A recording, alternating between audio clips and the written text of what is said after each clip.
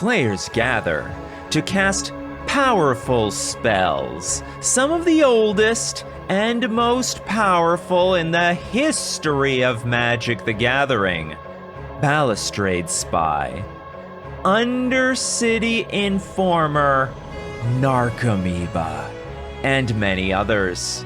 Battling head-to-head in brutal combat, they all have one thing in common: to uphold their legacy and the search for eternal glory. The Eternal Glory podcast is brought to you by the minds behind BoshNRoll on YouTube, ThrabenU University, and theepicstorm.com. This episode is sponsored by 3-for-1 Trading and Sparks Law Practice.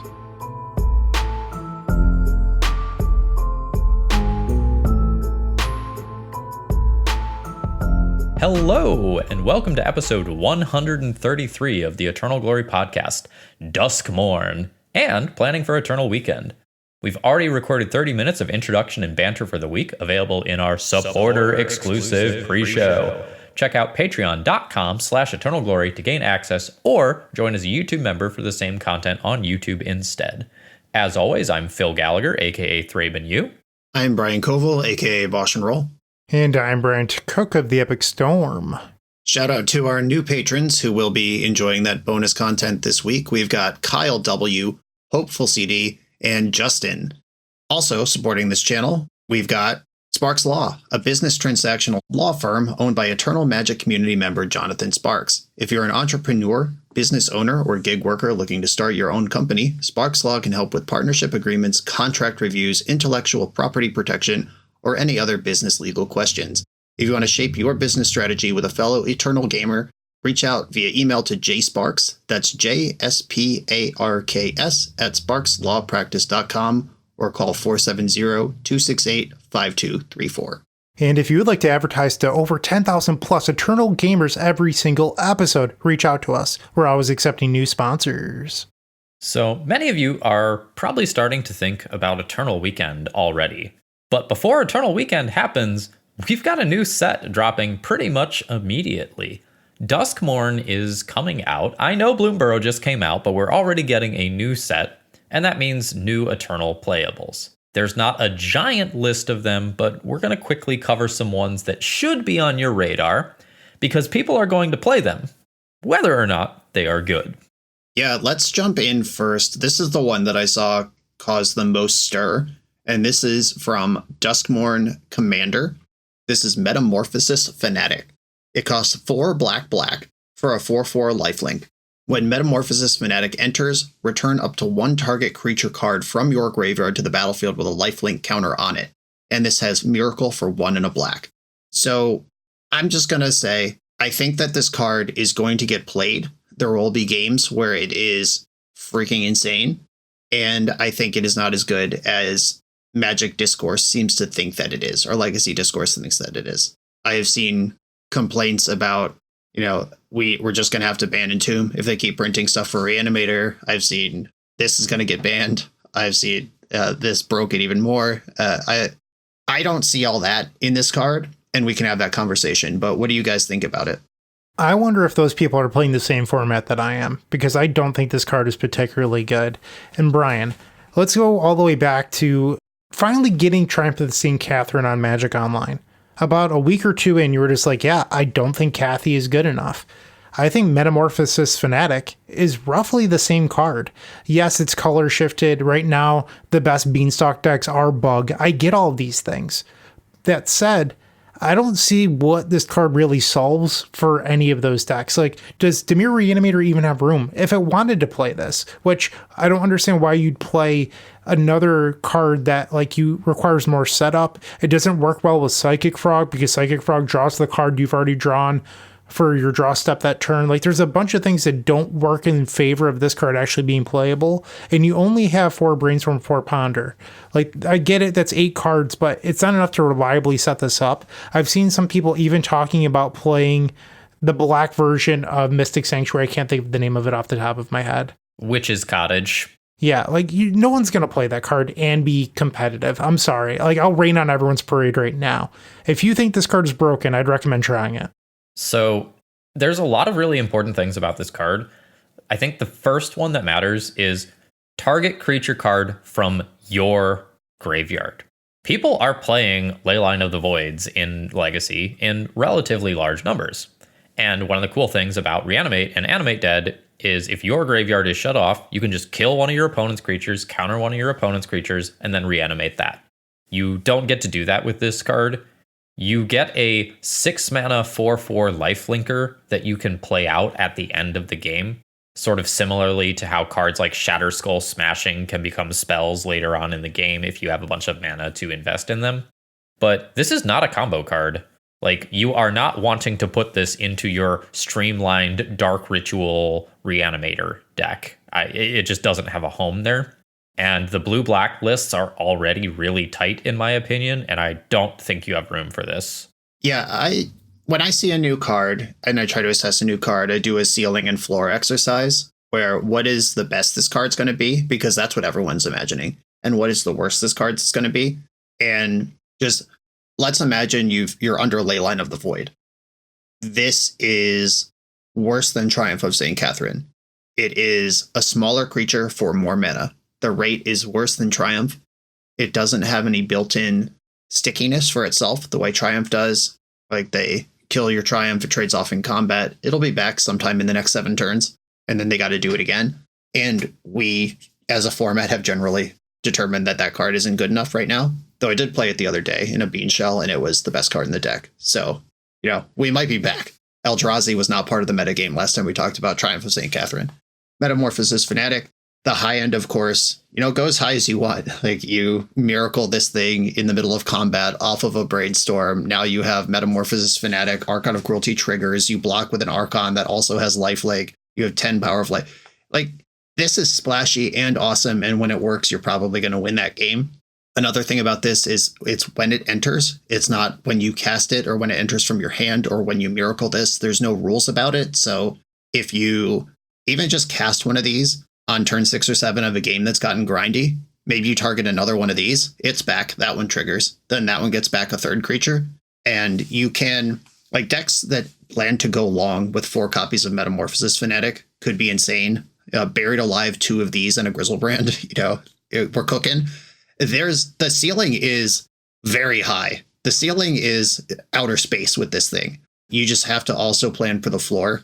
And like Brian said, I don't think this just goes into Reanimator. I don't think the shell supports something like this. But if some deck were to emerge where it's slower, maybe you have a self-mill, maybe Thought Scour and Mental Note are part of the package, and your goal is somewhere around turn 3 or 4 to put many things into play, kind of like a pseudo Arclight Phoenix build, which we've seen fringe play of Arclight Phoenix in Buried Alive shells ever since that card was printed. Maybe it's something like that. I don't know. I don't think that this replaces Entomb, Reanimate, Animate Dead, or any of the monsters, the Atraxa or the Archon that are currently being played. So then where does it go?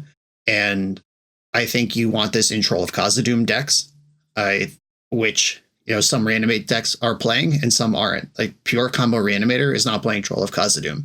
Mid-range is. And is the floor on this the 6-mana 4/4, or even the 2-mana 4/4 when you haven't set up a creature in your graveyard? Is that good enough for that deck? And that remains to be seen, and I'm cold on it. I'm lukewarm to cold. I'm not saying it's bad, but I'm pretty sure it's not broken. I would like to take a moment and rewind to something here. So a little bit ago, Phil mentioned the popularity of Leyline of the Void. I've seen a lot of shifts over the last 2 to 3 weeks, ever since the Grief banning. And that is, without Grief in the format, cards like Surgical Extraction and Fairy Macabre are now reasonable answers again, because you don't have Grief, Reanimate, Grief clearing the way. So Leyline of the Void is still very good. I'm not trying to say that it's not, but we're seeing a return of Surgical and Fairy Macabre. So Fairy Macabre in particular is probably the most popular graveyard piece that I've seen over the last, couple weeks. So there's a few reasons. One, Cephalid Breakfast plays Teferi. This allows you to disrupt Cephalid Breakfast through Teferi Time Raveler. Okay, we like that. We like being able to interact with the graveyard combo deck. It makes sense. The other thing is Vexing Bauble. You can't surgical extraction with a Vexing Bauble in play. You can with a Fairy Macabre. So we're seeing more and more decks shift to Fairy. And I guess my question for you two is, do you think Fairy is going to get someone really hard with Metamorphosis? That's a hard word to say. Metamorphosis Fanatic better or worse than Surgical or Leyline? If you spend real effort setting this thing up, Fairy Macabre's going to be a blowout on anyone casting any sort of reanimate. But if you entomb and then do kind of a wonky brainstorm to set up a wonky miracle, and then you invest in this below rate legacy card and then get Macabre, it's going to be pretty bad. Like, I could see, depending on how much work you set up trying to do this, or it's going to play out like Arclight Phoenix, basically. That's just the comparison that I have now created in my head and I won't get away from. But you got to do a lot of work to set up an Arclight Phoenix, and then a piece of Graveyard Hate is probably going to answer 3 or 4 cards instead of 1. Yeah, the difference here is that you can still end up with a 4/4 lifelinking body. So let's say you're playing against a Moon Stompy deck. That 4/4 lifelinking body realistically can trade with something like a Goblin Rabble Master while gaining you another turn worth of life. That's still pretty good. And that's the sort of deck that might be playing fairies now. You still are getting something out of that card, but a 4/4 lifelinker is not something that you're hyper excited about in Legacy. 4/4 still dies to things like Fury. Will still die to the Pyroglyphs that we were talking about in the pre-show. Flame Tongue Kavu. Flame Tongue Kavu, baby. It's smaller than Psychic Frog and doesn't fly. So one thing that I do like about this card, and I think it's one of the biggest positives, is that this comes with built-in protection for the creature you reanimate. Sheoldred's Edict is something that is relatively popular as flex slot removal in Legacy, and the Metamorphosis Fanatic enters and then you return the creature. So there's no window there where you get to Sheoldred's Edict and 100% get the large reanimated creature. And that's some cool protection if edicts become popular because, say, Merit Lage is very popular within the format. And this is another thing that I just want to say out loud, and this might just be my hangup because reading the card obviously is not what this card does, but any reanimator adjacent thing that's been printed in the last few years, I just like glaze over it. I'm like, words, comes in with a counter. My brain sort of autofills finality counter, and that's not what's going on here. It's lifelink. The creature will go to the graveyard if it dies again. Just this is kind of all upside and no shenanigans holding it back. If you pop this, you will probably win that game. It's just how bad is holding this card in your hand when your opponent has anything at all to stop you. Also, like, current Legacy is kind of fast. The Eldrazi deck threatens to just bowl you over or destroy all your lands with Sowing Mycospawn chains. Glaring Fleshraker can do some crazy things. Psychic Frog comes down on turn 2. You don't want to be farting around setting up a miracle while your opponent is drawing cards and potentially reanimating stuff. Is the juice going to be worth the squeeze, even if you are doing something like a Bug Beanstalk deck? Probably not. But when it works, oh buddy. And this is a really interesting application of the miracle mechanic too. I think this is the miracle that takes the most setup out of all miracles that have ever been printed. Because generally, the card's going to do what it does. And when you miracle it, it's just cheaper. Like, oops, I flipped my Triumph on turn 3. I guess it's in play now. That was nice. Or, Bonfire of the Damned. Surprise, there's a Terminus. I didn't even have to set it up. That was fun. But if you don't set this up, you might not have a target. And then you just have a weird, bad rate creature. So this one, you can't, most games, just accidentally draw it on your third draw step with 2 lands in play already and be set up for it, unless you cycled that troll to find your second land, unless you just blind entombed on turn 1 just in case you miracled. It's going to take a lot more setup than that. The next card is Ghost Vacuum, and I'll read it because I recently watched Ghostbusters Frozen Empire, and while this card could be from a set based on Ghostbusters. So, Ghost Vacuum, a 1-mana artifact, tap it, exile target card from a graveyard. You can spend 6 mana Tap it, sacrifice the Ghost Vacuum, put each creature card exiled with Ghost Vacuum onto the battlefield under your control with a flying counter on it. Each of them is a 1/1 spirit in addition to their normal types, and you can only activate this as a sorcery. So the big appeal of this card, in my opinion, is that you can find it off of Urza's Saga. That said, there's a lot of cards that interact with the graveyard that you can find off of Urza's Saga, including Grafdigger's Cage, which I do think is pretty good in current Legacy. So why would you be interested in playing Ghost Vacuum over any of the other options like Soul Guide Lantern or something along those lines? So the dream here is that you exile a bunch of creatures, you pay 6 mana, you get rid of your Ghost Vacuum, you make a bunch of 1/1 creatures with enters the battlefield triggers or other relevant abilities, and then you take over the game. So for example, a 1/1 Archon of Cruelty still fucks. A 1/1 Caves of Chaos Adventurer that is giving you an initiative trigger, still pretty good. Whereas if you are making a copy of a 1/1 Delver of Secrets, a 1/1 Thalia, that sort of stuff is going to be a lot less exciting, right? Phil, I hate to break it to you, but 1/1 is only slightly worse than Thalia already is. That wasn't a good example. Fuck. All right, fine. That point of power matters a lot. First strike. Rating, I think the 6 activated ability on this is mostly just like the world's shittiest living end, and it's mostly flavor text. If you need something to come out of Urza's Saga that can carefully select 4 cards in a graveyard, is the 6 mana put some spirits into play better than the ability of Soul Guide Lantern to cycle when you don't need graveyard hate? Unlikely. I mean, we'll see. It's very different. It's strictly different, as they say, but I suspect it is in context worse than cards we have already. Last episode, we were doing the deck breakdown of the initial few weeks, and we didn't talk about it, but one of the sideboards had a Phyrexian Furnace in the sideboard, and I was like, are either of them going to mention this? And then, no one said anything. I'm like, I guess I'm the only one that appreciates Phyrexian Furnace. But, I mean, that's another option that I think is still better than Ghost Vacuum. Yeah, Phyrexian Furnace, Scrabbling Claws. We could go deep into the archive for cards that work like this one, if we want them. Thran Foundry. That's a nice one. I like that one. That's a good one. So one of the problems with Ghost Vacuum, in my opinion, is that Psychic Frog is a card that is still legal in Legacy.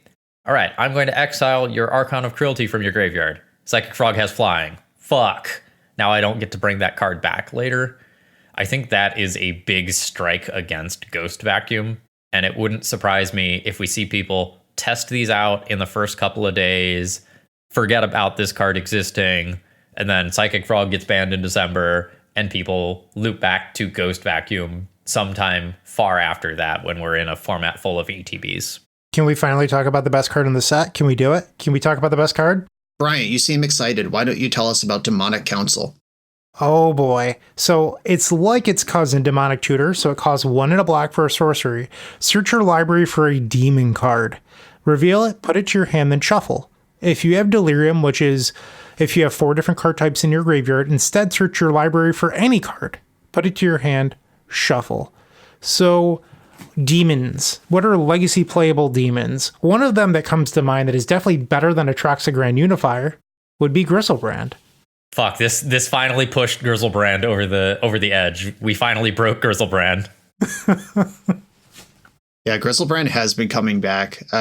Also, this is kind of a meme, but also, depending on how fair this gets used, Nameless Inversion is a demon instant removal spell that also is a kindred and an instant for Delirium on the back end. Just throwing it out there. Ooh, spicy. In case the Hakon Stormgald Scourge decks come back, and maybe there's something there. Phil will certainly play that deck in the first week of Duskmourn being released. But Bryant, why don't you talk about real decks?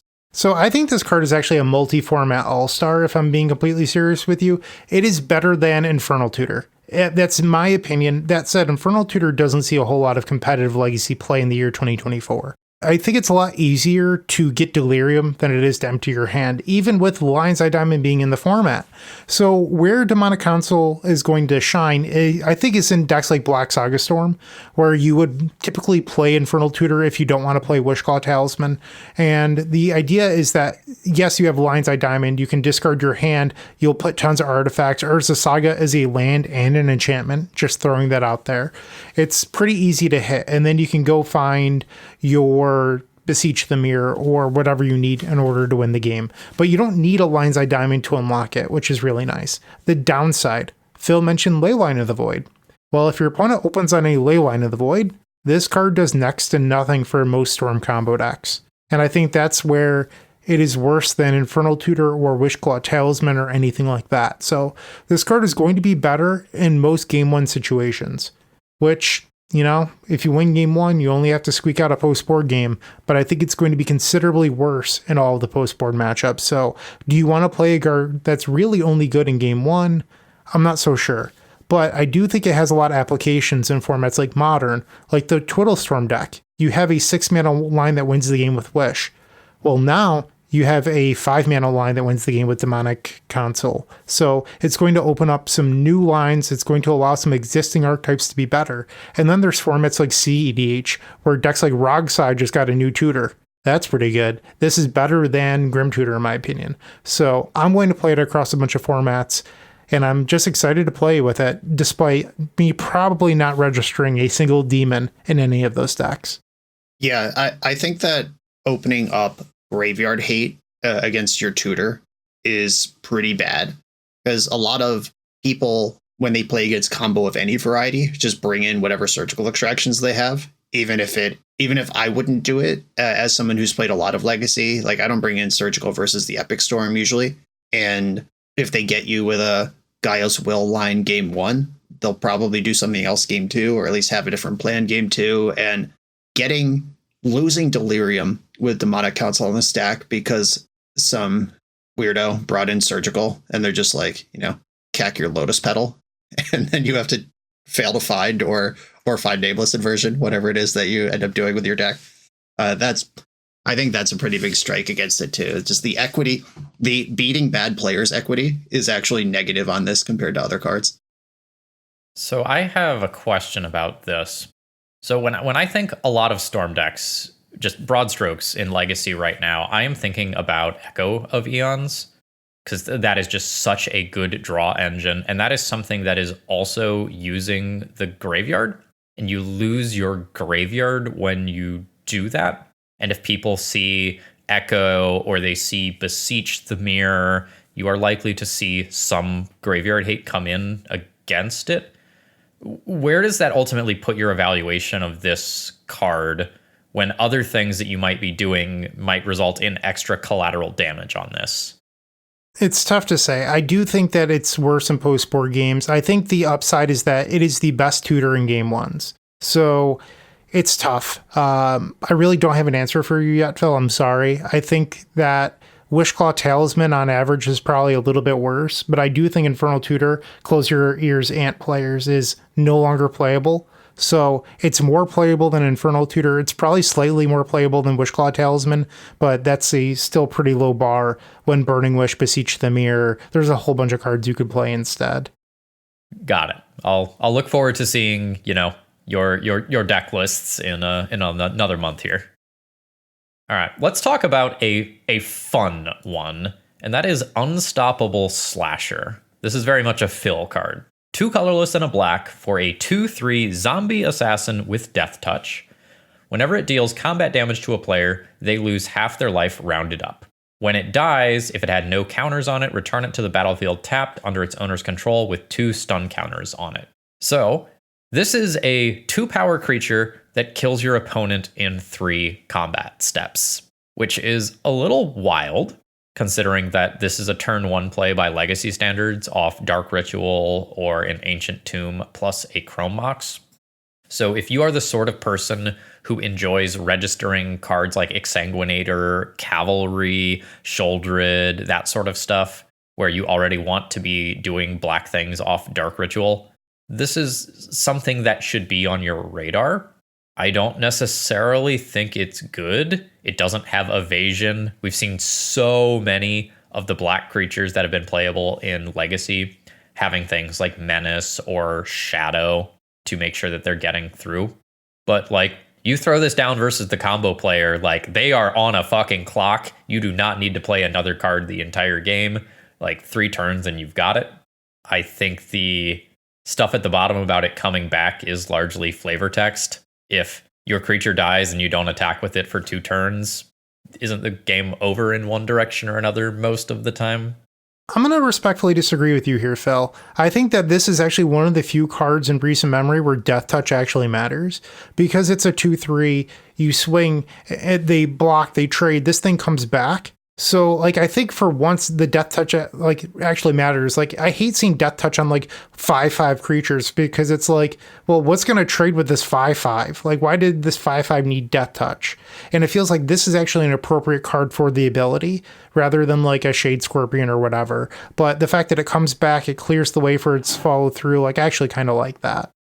Yeah, I agree that Death Touch matters a lot because we're in a world of Psychic Frog, and these decks that are trying to just whip some big dingus into play tend to just get brickwalled by Psychic Frog. That's Eldrazi, that's Red Prison, that's Black Stompy for whatever form that exists in. And getting through Psychic Frog matters. And a lot of the times against these Stompy decks, you use your early resources just barely clinging to life, and then it becomes a top deck war for the next 2, 3, 5, 7, 12, turns, however long it takes for someone to find a card that matters. And the slasher just ticking down during that time.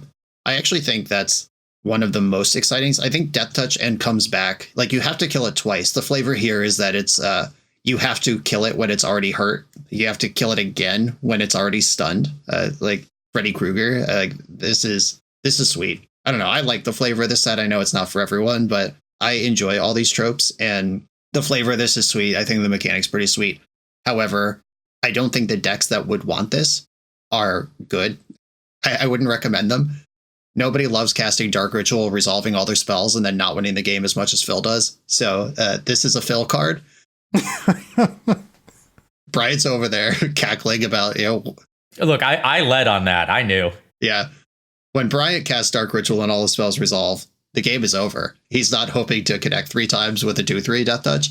But insofar as a pivot, even like if you're in some Dark Ritual Storm Mirror and or they're going to bring in Deafening Silence, Dark Ritual, this beats Deafening Silence, in we go. Handful of Force Negations just die.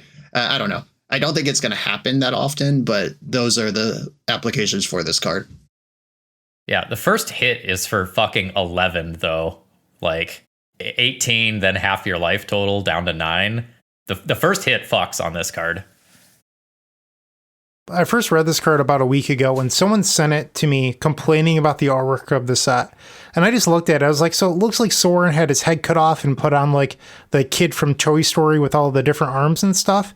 And now that I'm looking at it a little bit closer, it looks like Unstoppable Slasher is about to F up that rat. Like, if it's a 2/3 Death Touch, I hope it has bigger enemies than this like rat that's just trying to get by. So I don't know. Like, I think that the art in the set isn't as bad as people on Reddit are making it out to be. I like the horror tropes personally. I'm not even a horror fan. I do like horror comic books, but I don't know. I think it's fine. Like, the pop culture stuff is pretty sweet to me.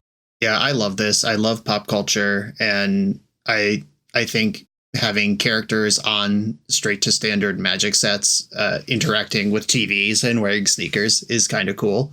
Like, whatever. We're in a multiverse, people. It is what it is. Our last set was Mouse People. Now it's time for something different. So speaking of which, there's a card in this set called Baseball Bat that its text does not matter. But I believe that means that baseball is now Magic canon. So that means being a Mets fan is now a Magic themed thing. I'm just throwing it out there. Like, the Mets are in Magic. So the whole Planeswalker baseball secret lair didn't do it, but Baseball Bat, that does it. Yeah, secret lairs don't count. Yeah, exactly. But now that there's a real Baseball Bat card, I think baseball exists in the universe of Magic the Gathering. It's certainly in the House of Horrors, at least, in this demon's mind palace. He knows about baseball, wherever he's been. Exactly. Speaking of demons and nightmares and stuff, the next card I want to talk about, just real quick, there is a new Splinter Twin in Pioneer. I mean, it's legal in Legacy too, but it won't be good there at all. The Mind Skinner costs blue. That's 3 blue. It's a 10/1 that can't be blocked. If a source you control would deal damage to an opponent, prevent that damage, and each opponent mills that many cards. Also legal in the Pioneer format is the card Insult to Injury. It's one of those split cards, and Insult, which is the front half of the card, 2 and a red, damage can't be prevented this turn. If a source you control would deal damage this turn, it deals double that damage instead. That both makes this 10/1 attack for 20 and cancels out the prevent that damage clause on the Mind Skinner. So this is on turn 3, play the Mind Skinner, turn 4, Insult, that's 20.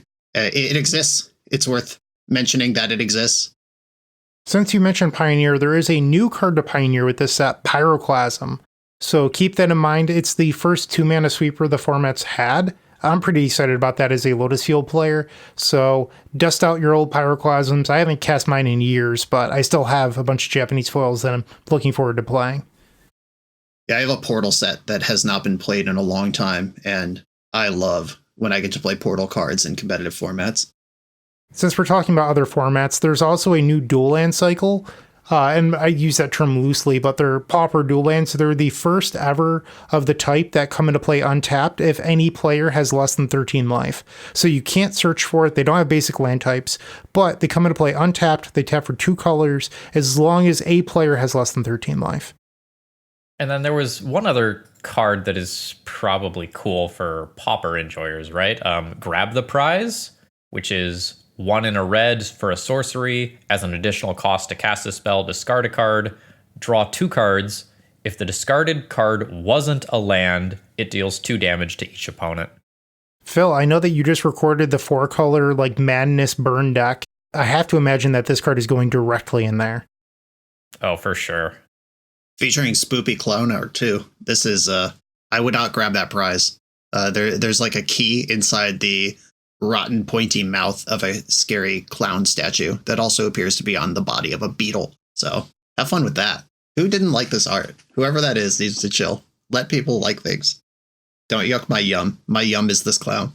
This seems like it came out of like PlayStation 1 Twisted Metal. It does look like the hood ornament of a vehicle from Twisted Metal. Speaking of Twisted Metal, let's play some bills. 3-for-1 Trading is one of Europe's leading Magic the Gathering traders. Their online shop has a fantastic selection of high-end Magic cards, especially for vintage, legacy, and old school players. You can find them at shop.3for1trading.com or visit their booth at major events. They run weekly sales, and new individually scanned high-end cards are added every Wednesday. Use code Eternal Glory to get our community-exclusive offer of free worldwide shipping on your first order over $500 and experience their world-class customer service and exact rating for yourself. So guys, there's a pretty big tournament coming up that you might have heard of. They used to give out paintings. They're not doing it anymore, but now they're giving out these like promo cards to everyone that tops 8 and then like all the way down to top 32. Do you remember what it's called? Eternal something? It's the weekend. Eternal Weekend. Okay. Eternal Weekend US is now a 4-day con, by the way. So it's starting to become Eternal Week. It's closer to Eternal Week than Eternal Weekend at this point. 4 days is officially over the hump. I believe the Thursdays for like old school players, right? Like it's still Vintage Friday, Legacy Saturday, Top 8 Sunday. Yes, correct. So if you are thinking about going to Eternal Weekend, you probably want to start thinking about your deck. Now, we have a new set, obviously, about to come out. I don't think that's going to provide major shakeups for Legacy.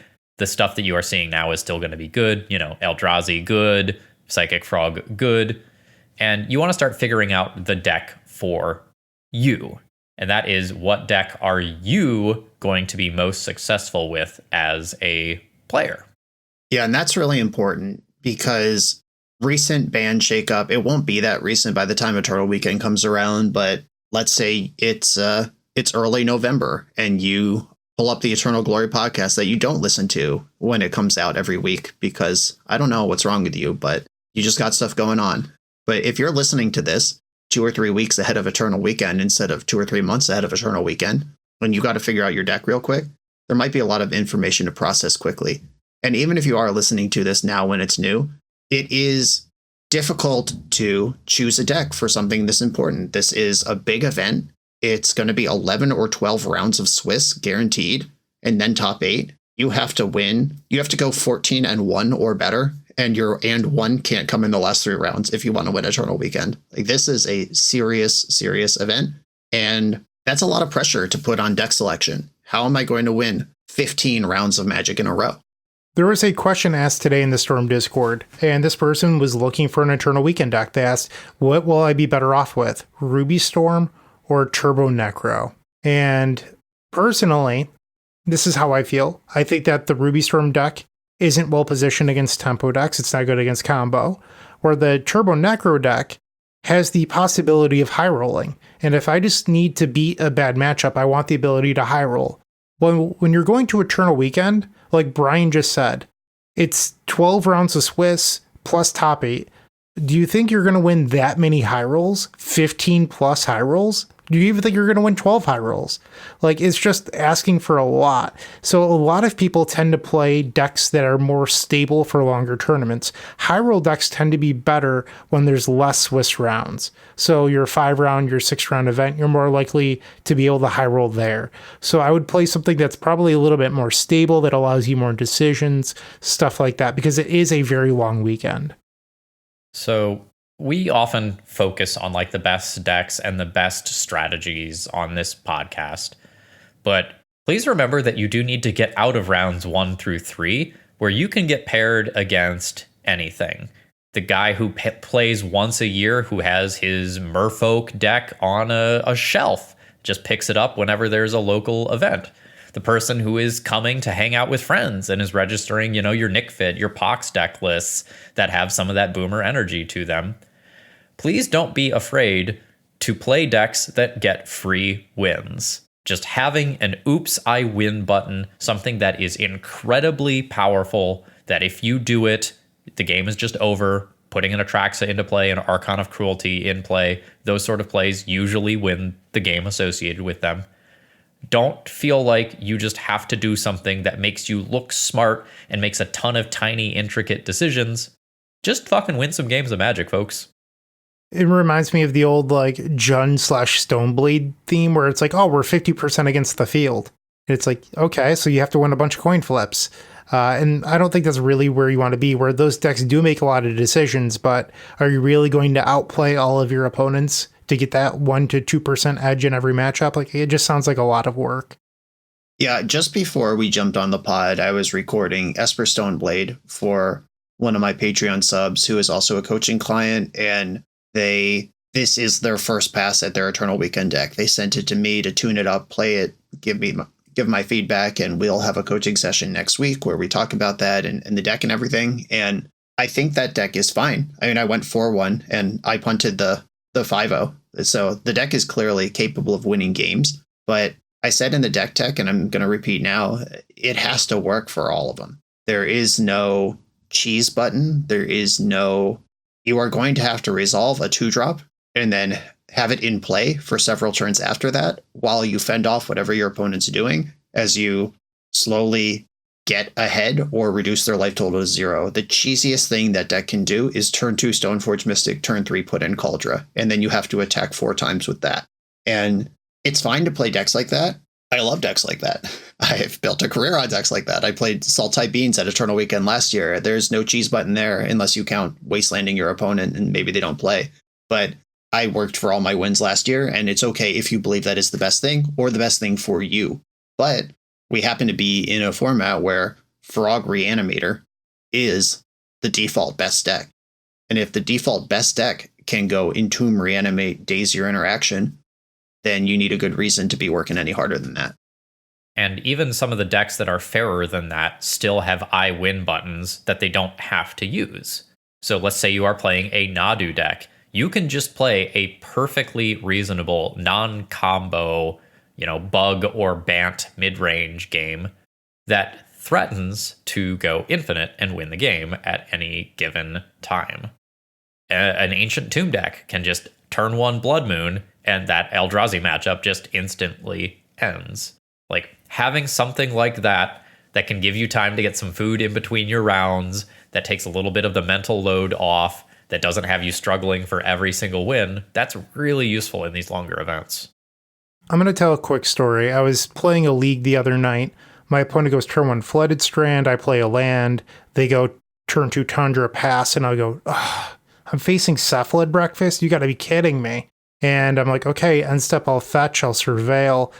And then I take my turn, I play a land, I pass, they play a land, all this good stuff, I pass.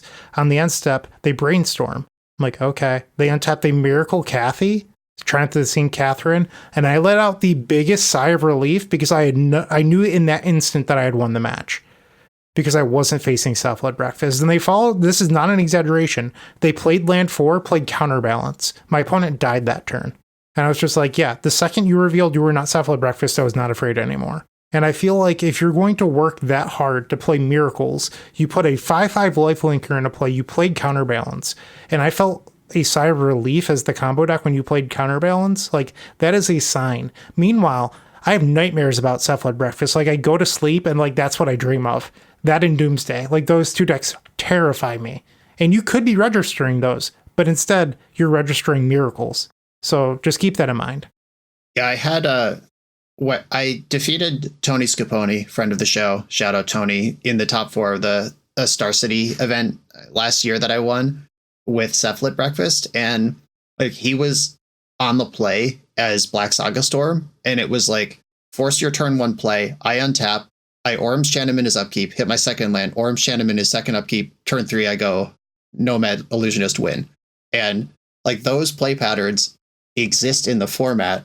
Make sure you are, and breakfast is good too. Like I'm not just, back in my day, like breakfast is actually good and Nadu is good in it. And that's a real deck. These win buttons, and this is coming from somebody who's won many tournaments with Miracles. It's so nice when you are on a tear with a deck that can finish a match in 10 minutes. And then you just go eat, or you go play Candy Crush on your phone and zen out for a little while, or you go outside and you breathe air from the world rather than convention center like butt sweat.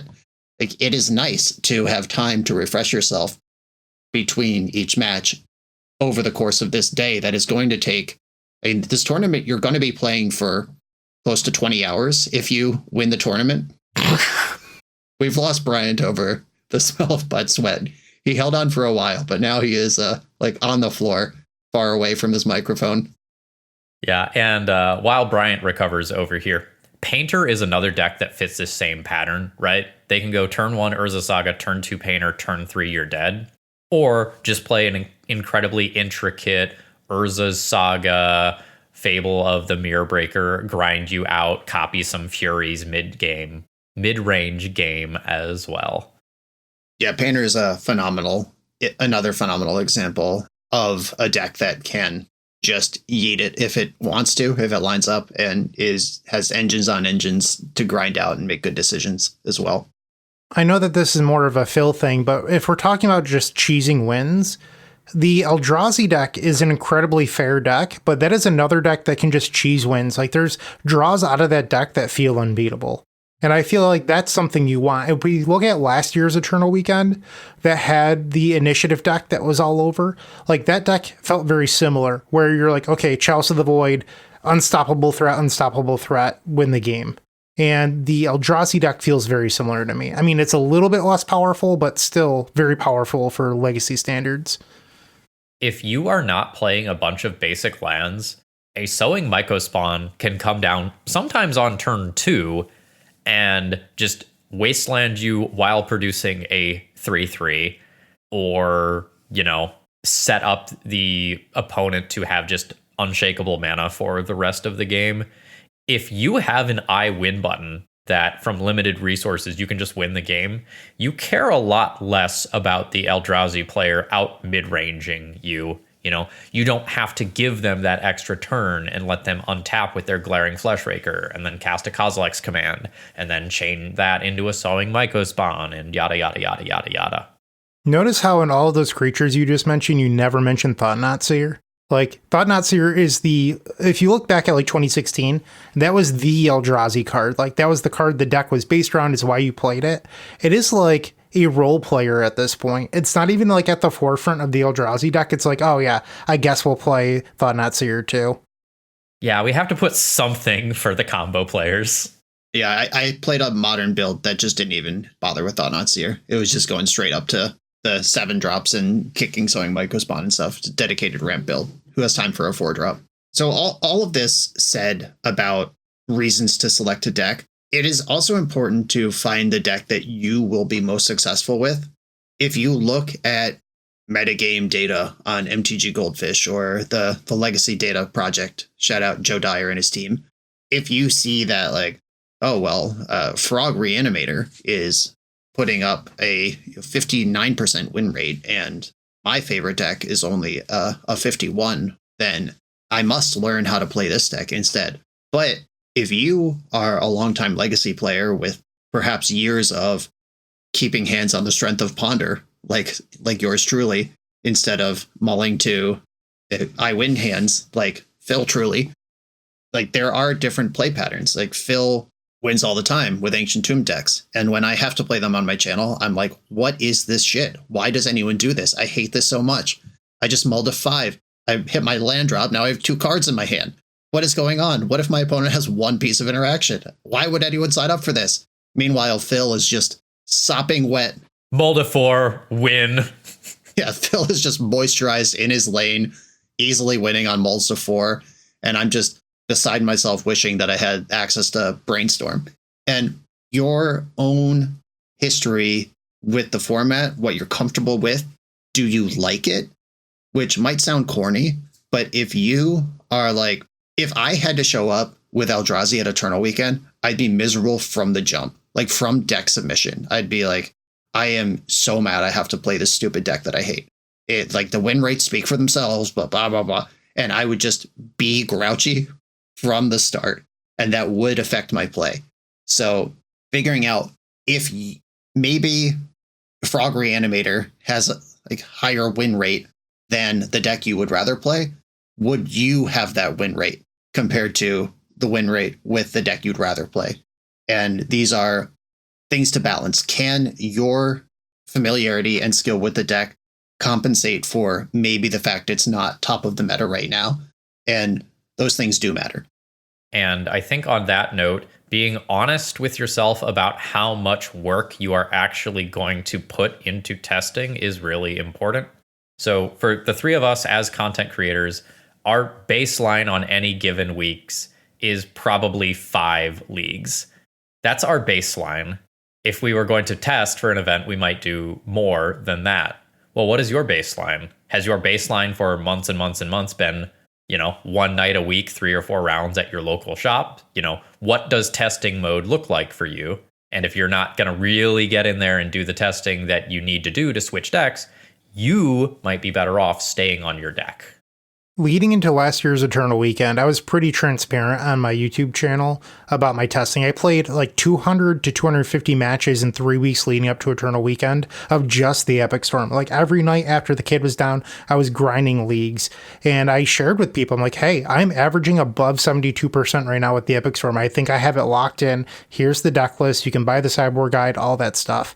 And people sort of just scoffed at me. They're like, yeah, the Epic Storm, like that deck's like 22nd on Goldfish or whatever it was at the time. Like no one really believed me, but I knew that I had something. If you have that feeling that you know that the thing you're working on is good, don't listen to the data project or MTG Goldfish or whatever, because that data is incredibly valuable, but it is not everything. That I guess is my message here, because sometimes you do find something that can stand out. And I mean, it's pretty rare. I'm not going to say that every person has this like epiphany of like a beautiful deck or whatever, but it does happen. If you go all the way back to like GP Flash, that deck actually came from like the casual upcoming deck section of MTG The Source. And people were like, oh, this is real.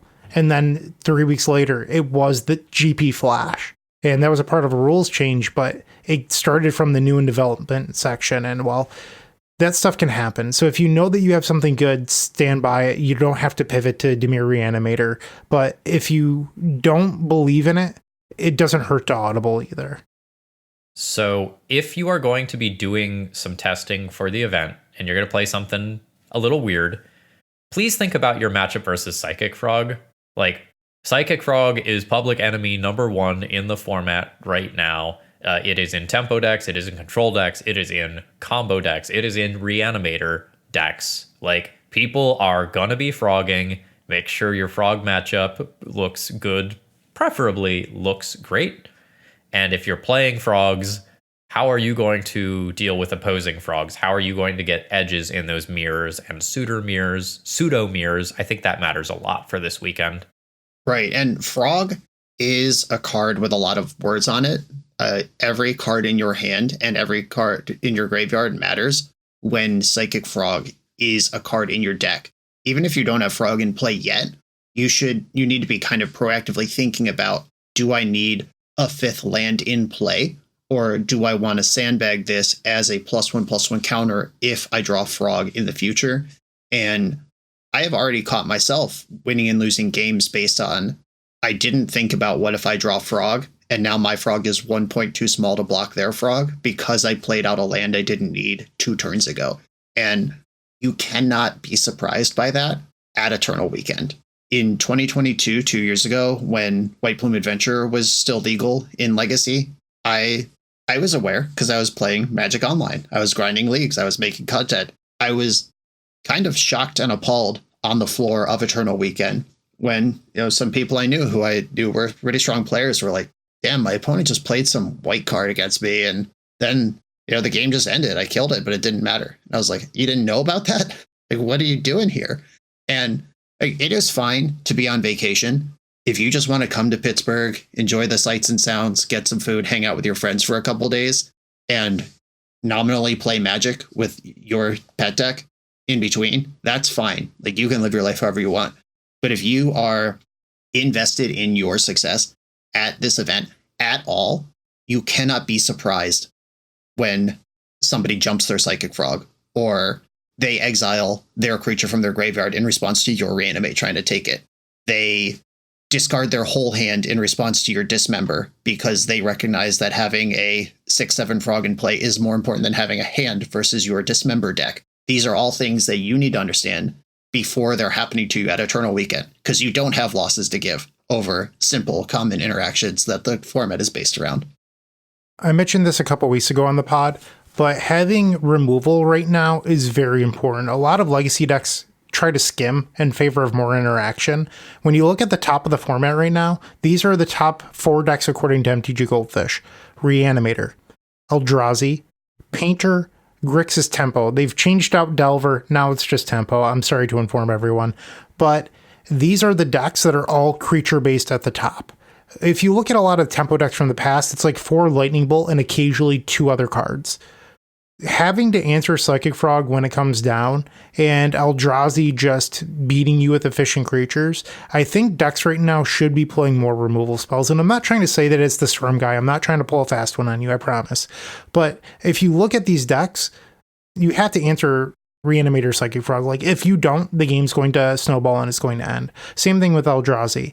And if you're not prepared, you're not going to do well. So if I was playing like a Beanstalk deck, I'd probably be playing 10 main deck spot removal spells, like at least. Like, I just want to make sure that I'm not going to let the game get out of hand before I get to turn the corner and that sort of thing. And having spot removal against Painter isn't bad either. Obviously, you can hit Painter Servant, but there's a Saga Construct tokens and Goblin Engineers, Goblin Welder, stuff like that. I just think that we're in a spot right now where creatures really are at the top of the metagame, and we haven't been there in some time. And notably, making sure your removal spell resolves is really important. I saw Long Goodbye on the other side of the battlefield the other day in Legacy, which is one of those like split-second uncounterable cards. I forget the exact text. But like, if you are in a position where you can play an Abrupt Decay or a Long Goodbye or something like that, that's not necessarily a bad thing to do.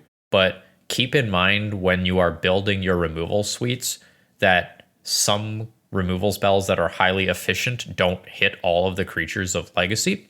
Fatal Push is a great example where Fatal Push might not hit some of the larger Eldrazi, or it might not hit a Murktide Regent that hits play. So be aware that maybe having a couple of different cards might be better than maxing out on all of the same one, so that you're not left dead to other things other than Psychic Frog.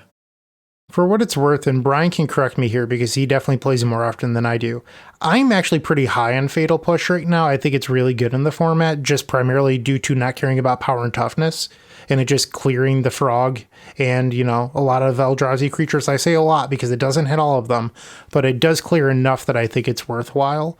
But once again, I'm not the one casting it as often. I do know Doomsday players are now playing it main deck, so that says something.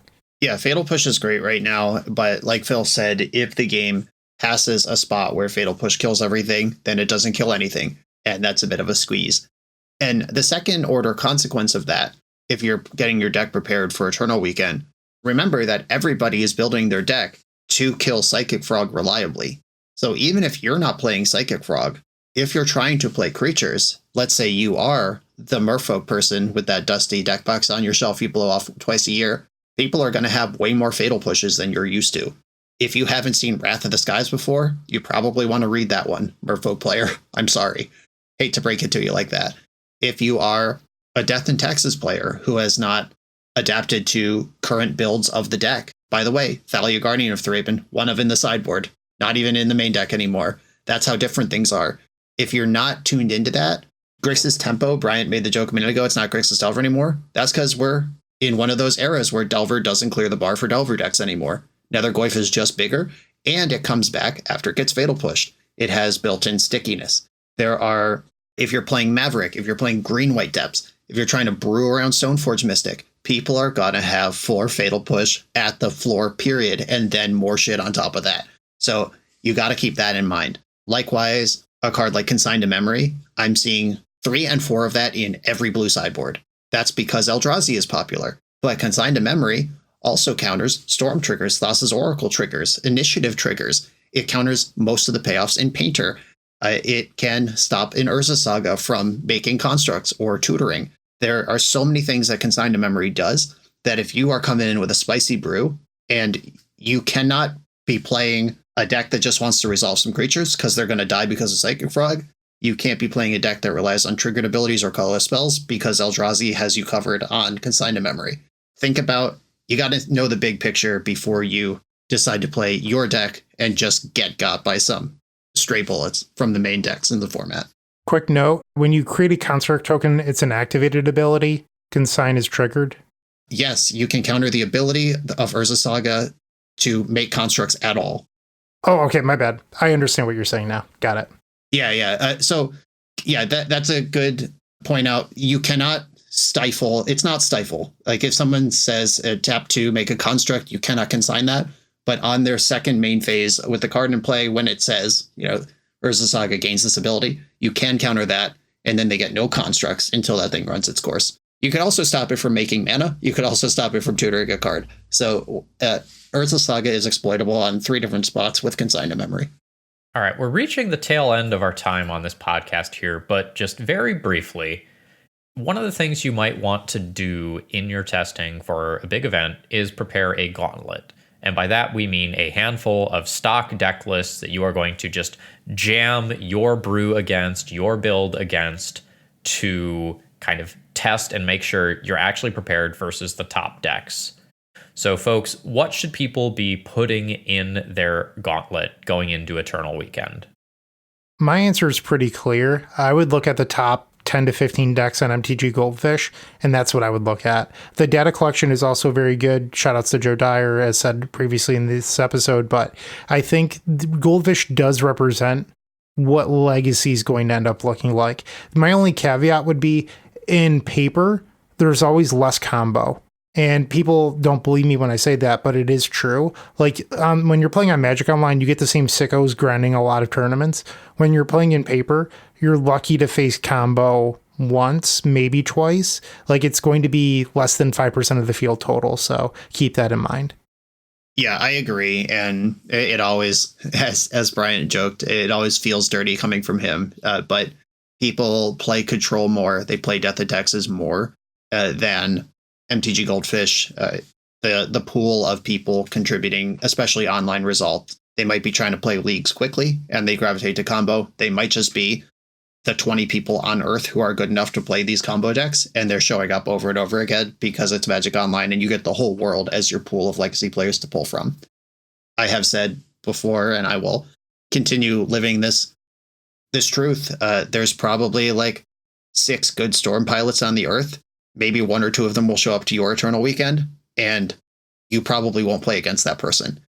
And saying that does make the path easier if you're Bryant, who is the one Storm person in the room who is capable.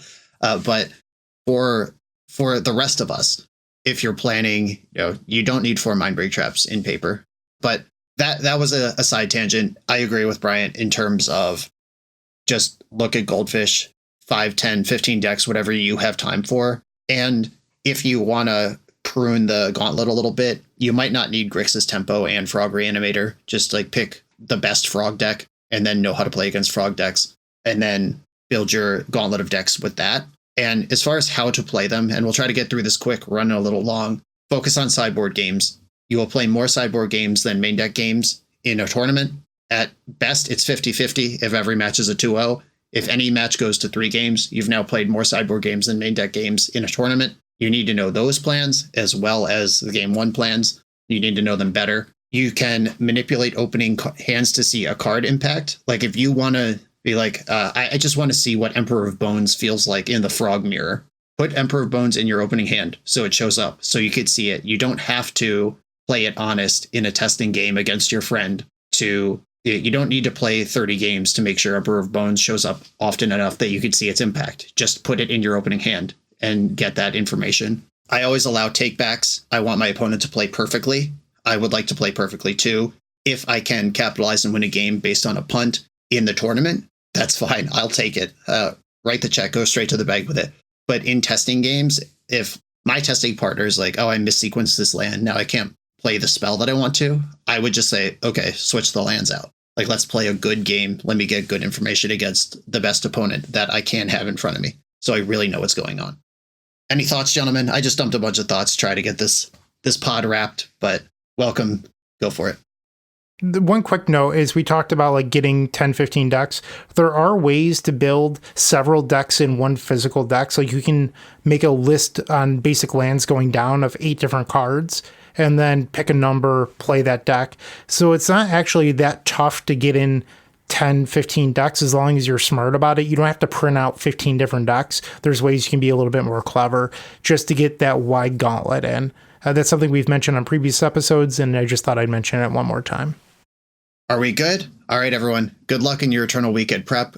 We will be talking about it more in the coming months, but hopefully this will get you pointed in the right direction.